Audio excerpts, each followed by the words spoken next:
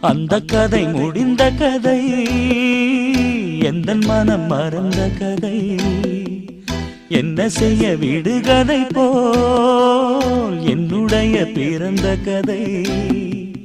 காலங்கள் தான் போன பின்னும் காயங்கள் ஆறவில்லையோ, வேதனை தீரவில்லை. சொல்லிவிடு வெள்ளி நிலவே